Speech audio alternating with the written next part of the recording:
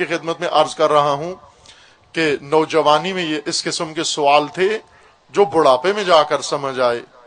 میں اس لیے آپ کی خدمت میں عرض کر رہا ہوں کہ آپ کو بھی بڑھاپے سے پہلے یہ چیزیں معلوم ہو جائیں. ایسا نہ ہو کہ داڑھی سفید ہو اور پھر یہ حقائق آپ کو پتہ چلے.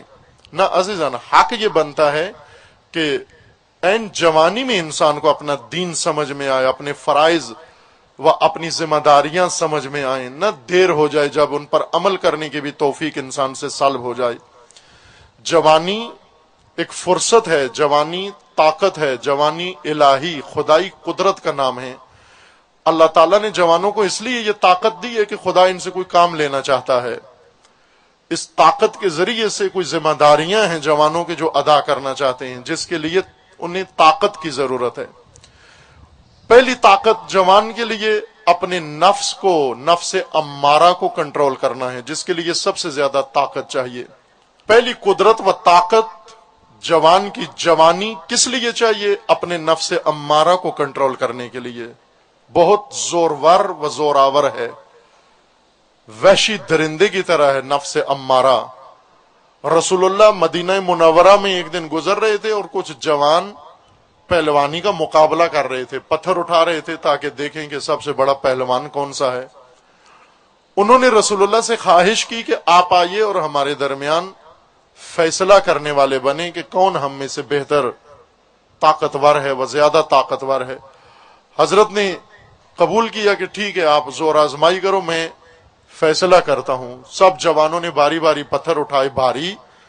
آخر میں جب فیصلے کا وقت آیا تو حضرت نے کہا کہ میں اعلان کروں کہ سب سے زیادہ زورور، سب سے زیادہ زوراور، سب سے زیادہ طاقتور پہلوان کون ہے؟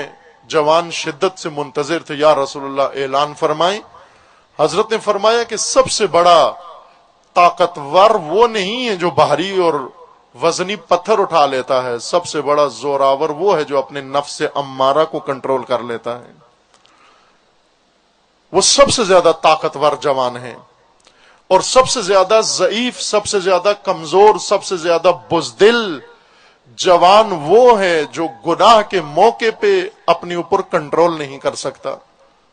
میں اکثر اس کی مثال یہ دیتا ہوں کہ انسان کی آنکھوں پہ خدا نے شٹر بنایا ہے، دروازہ بنایا ہے، بہت ہی ہلکا سا، دنیا کے سب سے ہلکے اور کم وزن شٹر میں سے ایک شٹر خدا نے انسان کی آنکھ کا دروازہ بنایا ہے. پلک چند گرام جس کا وزن ہے، چند گرام وزن ہے. کوئی پہلوان آئے میدان کے اندر آ کر اس چند گرام شٹر کو گرا کے دکھائے. کب؟ جب حکم آتا ہے کہ یا ایھا الذین آمنوا غضوا ابصارکم، اے وہ لوگوں جو ایمان لائے ہو آنکھیں اپنی نیچے کر لو، شٹر گرا دو. گناہ سامنے ہے، نامحرم سامنے ہے، غلط منظر تمہارے سامنے ہے، یہ پلک آنکھوں کی نیچے کر دو، بند کر دو. وہ کون پہلوان ہے جو یہ بتائے کہ میں کر سکتا ہوں اس وقت بند؟ جب نامحرم سامنے ہو، جب گناہ سامنے ہو، یہیں پر بزدل، یہیں پر ناتوان، یہیں پر بے طاقت، یہیں پر ضعیف سمجھ میں آ جاتا ہے. پتھر اٹھانے والے، ویلنگ کرنے والے پہلوان نہیں ہوتے، نفس امارہ کو کنٹرول کرنے والے طاقتور ہیں. جوانی توبہ کے لیے ہے. توبہ سب سے مشکل کام ہے. بزدل آدمی کبھی توبہ نہیں کر سکتا، کمزور کبھی توبہ نہیں کر سکتا، یعنی اپنی غلطی کا اعتراف نہیں کرتا. دلیری اور شجاعت کی ایک علامت یہ ہے کہ انسان اپنی غلطیاں مان لے.